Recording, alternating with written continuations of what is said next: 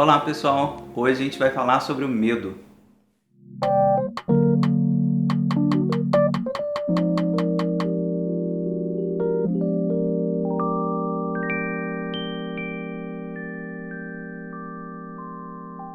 Queria começar o meu comentário sobre o medo em psicanálise sugerindo a leitura dos livros do Fran Krause, Deep Dark Fears e The Crypts, ambos editados pela Ten Speed Press. Ele fez uma coletânea de medos dele mesmo e também dos leitores, perguntando para os leitores qual que é o seu medo e tal, e aí ele vai e faz desenhos muito bonitinhos, muito bem feitos e muito engraçados também. Tem um efeito cômico super interessante, queria comentar um pouco isso no desenho desses medos, assim, no relato desses medos que as pessoas têm, porque são medos irracionais. Eu acho que grande parte da comicidade do medo vem dessa irracionalidade que compõe os medos humanos, Vamos falar um pouquinho do que é a fobia, do que é o medo para a psicanálise, para a gente comentar um pouquinho, pelo menos 2 quadrinhos desses que o Fran Krause traz para a gente. De maneira geral, a primeira questão para a gente lembrar é: nós não temos instintos. Nesse sentido, não há nenhum medo humano que seja instintivo, mesmo aqueles que posteriormente vão ganhar um certo formato instintivo. O medo do fogo, o medo do animal selvagem, o medo da altura, etc.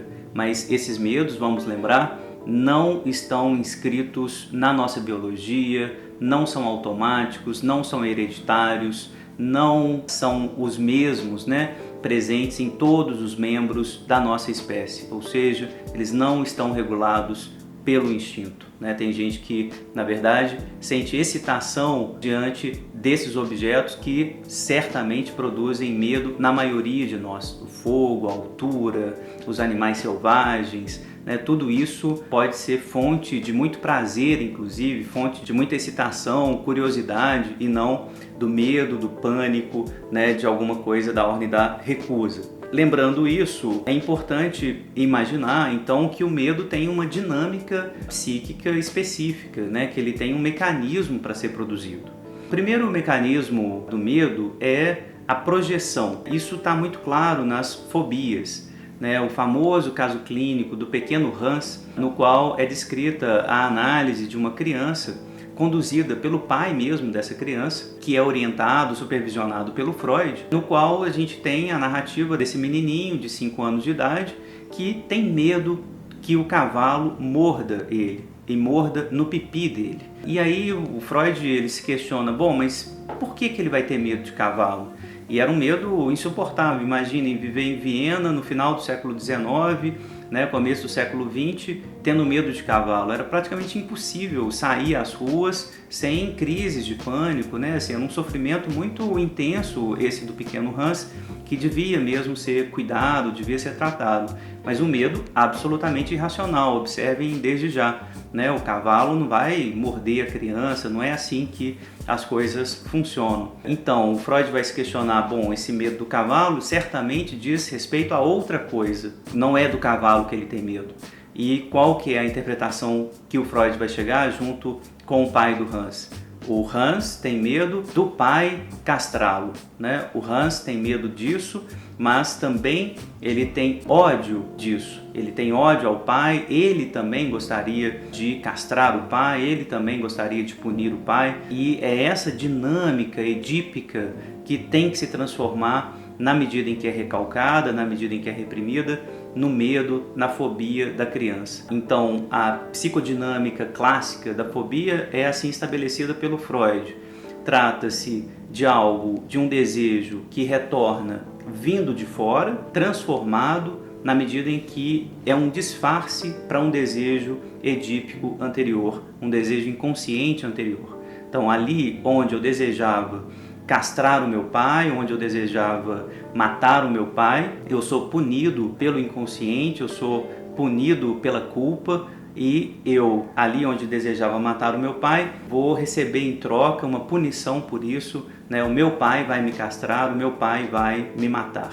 Ou seja, eu começo a disfarçar essa ideia, projetando o desejo para fora. Ali onde havia ódio, retorna como medo. Essa fantasia persecutória, essa fantasia de retaliação pode ser uma resposta à culpa que a criança também já está sentindo, a ambivalência que a criança sente, né? Ele ama o pai, mas odeia o pai, né? E ali onde ele odiava o pai, ele não tolera esse ódio, projeta esse ódio para fora, então, para se proteger dele, e esse ódio retorna para ele, né, na forma do medo, né? Eu tenho medo que esse cavalo, que me odeia, num certo sentido, venha a me machucar. Então essa é uma explicação geral da fobia, ou seja, o processo defensivo a ser salientado nessa lógica do medo é a projeção, né? Aquilo que vem de fora, na verdade, diz respeito a algo interno, a um desejo interno nosso, a uma fantasia interna nossa. Então essa me parece a grande chave de leitura de todos os medos do humano. O segundo comentário que eu acho bastante importante para a gente entender essa lógica do medo em Freud é lembrar que o desamparo humano, né, a gente sempre vai lembrar dessa noção clássica do Freud, né, Hilflosigkeit, que é a condição que o bebê vem ao mundo, bem descrita pelo Freud no Mal-Estar na Civilização, ou seja, uma condição que diz respeito a uma incapacidade de se ajudar. Hilflosigkeit, a impossibilidade de produzir ajuda para si mesmo, né? Assim, um certo desamparo radical que o bebê vem ao mundo, seria, obviamente, um tipo de cena de medo absoluto. Com Laplanche, a gente vai aprender que esse desamparo não se trata de um desamparo biológico, não é dessa situação que a gente tem medo, desse desamparo, por assim dizer, concreto, biológico. A gente tem medo do desamparo do eu frente ao pulsional. Esse desamparo biológico é só, por assim dizer, um certo modelo para o desamparo que aparece na fobia, que aparece no medo propriamente dito. Esse medo que a criança tem, que é um medo muito típico, o medo do escuro, por exemplo, de ficar sozinha, ele vai ser mitigado diante da palavra do outro. É uma passagem muito bonita, né, do Freud, ele lembra disso, quando a criança pede para o adulto que está ali ao lado falar no quarto escuro, ela diz, né, quando você fala fica mais claro aqui. Ou seja, a questão não é a escuridão, a questão é a ausência do outro que faz um certo tipo de suporte para o sujeito, suporte para o eu, um tipo de auxílio ao eu. Ou seja, o desamparo que interessa para a psicanálise não é o desamparo biológico propriamente dito, é o desamparo do eu frente ao pulsional, frente ao desejo, frente àquilo que ele não consegue fugir. E para dar tratamento a esse desejo que ataca o sujeito a partir de dentro, uma primeira solução, uma solução típica das crianças, é fazer com que esse desejo venha de fora. Então, uma solução para o ataque interno é fazer esse ataque vir de fora. Então, mais uma vez, a lógica, assim, o processo defensivo lógico do medo é sempre a projeção. Agora vamos para os desenhos do Frank Krause. Eu selecionei o Medo 52 do livro The Crypts, no qual uma personagem narra que tem medo dessas pequenas coceirinhas que aparecem no nosso corpo, pequenos sinaizinhos assim que aparecem no nosso corpo. Ela tem medo que sejam as pernas fantasmagóricas dos insetos que ela matou ao longo da vida, como se os espíritozinhos, dos insetos passassem por ela, pelo corpo dela ao longo da vida, porque ela matou esses bichinhos. Do outro livro, Deep Dark Fears, eu seleciono o medo número 47, do sujeito que está ali no teatro, no cinema, e aí de repente começa a passar lá na frente do cinema todos os pensamentos dele em voz alta, para todo mundo ouvir. Ou seja, o medo de que o nosso pensamento seja visto, ouvido por todos, sem nenhum tipo de censura, é um medo descrito aqui também pelo Frank Krause. Eu mesmo também tenho medos que no limite são irracionais, o medo de tubarão, por exemplo, eu acho que foi produzido pelaquela série famosa dos filmes do tubarão, né? De chegar a pensar em tubarão dentro da piscina, por exemplo, né? Existe uma irracionalidade enorme do medo que nos toma de repente, assim, e a gente não consegue mesmo racionalmente, né? Sabendo que é impossível ter tubarão dentro da piscina ou dentro de um lago, mesmo assim o medo vem, né? A imagem vem. Existem medos clássicos, então eu queria ouvir um pouquinho do medo de vocês, né? Comentem aí se vocês têm medo de alguma coisa, têm medos típicos, né? Medo de, por exemplo, encontrar um sósia idêntico a você, né? No elevador, ou, né, em outra cidade, de repente você se dá conta ali, você está diante de você, né? O Freud fala muito disso num texto dele super importante, O Estranho Familiar, que é um outro texto fundamental para a gente pensar um pouquinho no medo. Existem também medos típicos, muitos de nós estamos atravessados por ele, e aí é importante lembrar, antes de concluir, que esses medos têm a ver com uma certa constituição narcísica, né, que se dá na nossa cultura. Amor à vida, né, num certo sentido, é um contrapeso à fobia, né? Então, assim, o investimento narcísico, ele é, de maneira geral, um investimento fóbico, né? Ele produz fobia, né? O investimento narcísico, na medida em que fecha o narcisismo, que constitui as nossas fronteiras, imediatamente, como consequência, o rompimento dessas fronteiras é consequência lógica da constituição da fronteira. Então, o narcisismo, ele é quase que necessariamente produtor de algo fóbico. Para terminar, queria sugerir um livro muito legal sobre medo do Adam Phillips, chamado Terrors and Experts. Vou deixar o link também para esse livro aqui na descrição do vídeo. Nesse capítulo específico, que se chama Medos, Fears, o Adam Phillips, ele conta uma história do Mullah Nasruddin. Também tem uma lógica, né, de associar a fobia e um efeito cômico que vale a pena a gente ouvir. Phillips conta a história do Mullah Nasruddin, que estava ali jogando milho aleatoriamente no lugar onde ele estava, e aí os discípulos dele chegam e perguntam: mas por que você está jogando milho? O que está acontecendo? E Nasruddin diz assim: bom, é porque aqui eles afastam os tigres que tem aqui. E os discípulos, espantados, falam assim: uai, mas nessa região toda aqui, nesse país todo, não tem tigre. E aí o Mullah diz: está vendo como funciona? Essa lógica de usar um determinado recurso supersticioso para afastar um certo medo é uma lógica também presente em muitos de nós. Então a superstição, né, ou medidas protetivas, né, contra o medo são medidas, mais uma vez, narcísicas, medidas que vão proteger supostamente a nossa unidade, vão proteger a nossa constituição. Então o Adam Phillips vai também nessa direção, associando fortemente o medo como uma determinada consequência da constituição narcísica. Na página 52, por exemplo, ele vai dizer que o medo ele acaba se tornando um certo tipo de matriz, de fundamento da ilusão de independência do eu, a impossibilidade de mestria que sempre vai atormentar o eu.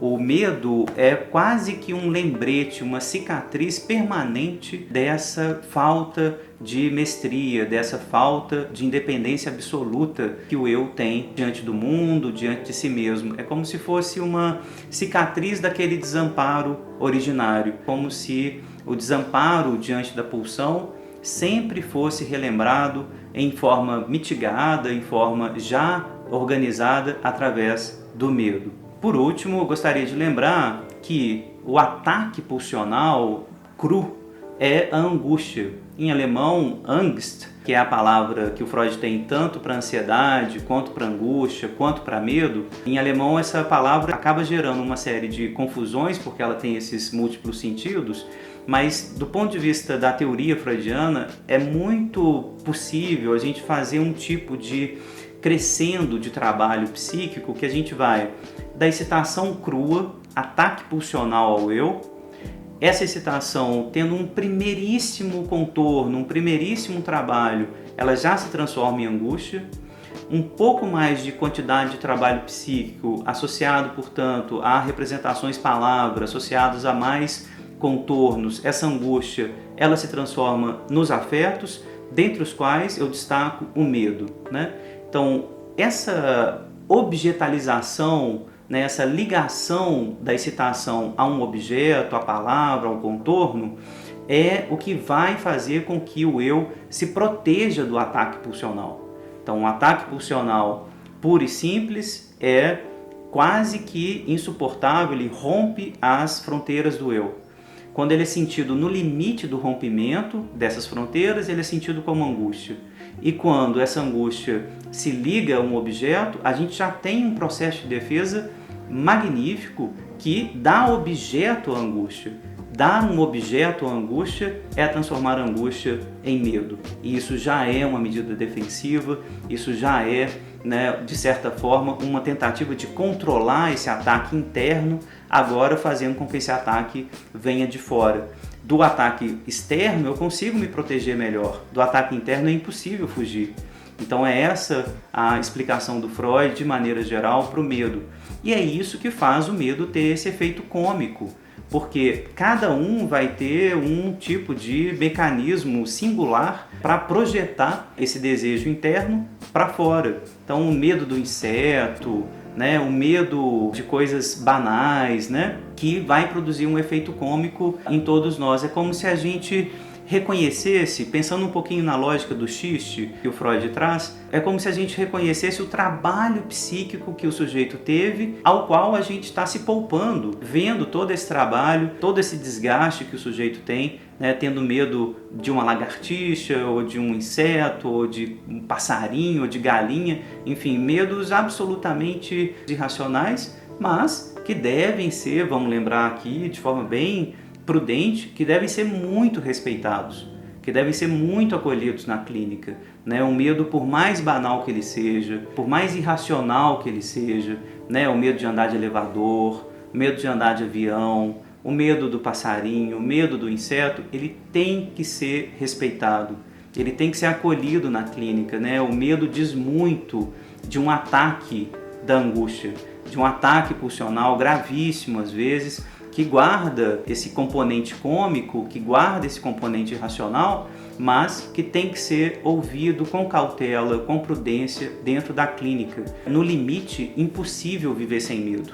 No limite, como Freud está articulando a constituição narcísica a algo da fobia, no limite talvez seja impossível viver sem algo ali projetado para fora, algo do pulsional projetado para fora e que retorna, né, enquanto ataque persecutório. Talvez seja impossível a gente conceber a vida humana sem algo do medo e o seu correlato, algo da coragem, algo que faz a gente avançar, que faz a gente enfrentar exatamente com desejo esse objeto desconhecido, essa coisa que nos fica convocando, né, com enigma, com uma certa violência que a gente ao mesmo tempo tem medo, mas deseja muito. É muito importante lembrar também que muitas e muitas vezes o objeto que nos produz medo é o objeto que a gente deseja também. Nós desejamos muito esse objeto, nós desejamos algo que esse objeto produz ou que faz lembrar. Se essa tese estiver correta, a tese do Freud de que o ataque pulsional é aquilo que vai para fora, que é projetado e volta, vamos lembrar que o ataque pulsional é o desejo. Então o desejo é que eu não consigo visualizar, né? Eu que não consigo aceitar, mas é o que o inconsciente está desejando, é o que a minha fantasia está desejando. Portanto, esse objeto de medo é também um objeto que articula o meu desejo, que diz do meu desejo. Então o correlato da coragem, né, nessa história ali, a gente pensando nos nossos grandes heróis, né, os heróis que vão enfrentar as grandes navegações, os astronautas que vão em busca dos novos mundos, né, enfim, os grandes heróis que vão fazer mergulhos em águas nunca antes conhecidas, né, essas pessoas que têm uma coragem heróica, são pessoas que nos inspiram exatamente porque eles mostram pra gente como que esses objetos terrificantes são também objetos de desejo. E além dos nossos limites, enfrentar todos os nossos limites, são fantasias, por exemplo, narcísicas, onipotentes, muito importantes pra gente. Enfim, era isso que eu tinha para comentar um pouquinho sobre medo. Queria muito ouvir de vocês, medos que vocês tenham tido, medos que superaram, medos que ainda guardam, num certo sentido, com carinho, medos cômicos, medos não cômicos, enfim, comentem, me digam aí o que vocês acham dessa história toda. Vou deixar os links dos livros citados na descrição do vídeo. Se vocês gostaram, curtam aí, compartilhem, vamos conversar sobre isso. Um abraço.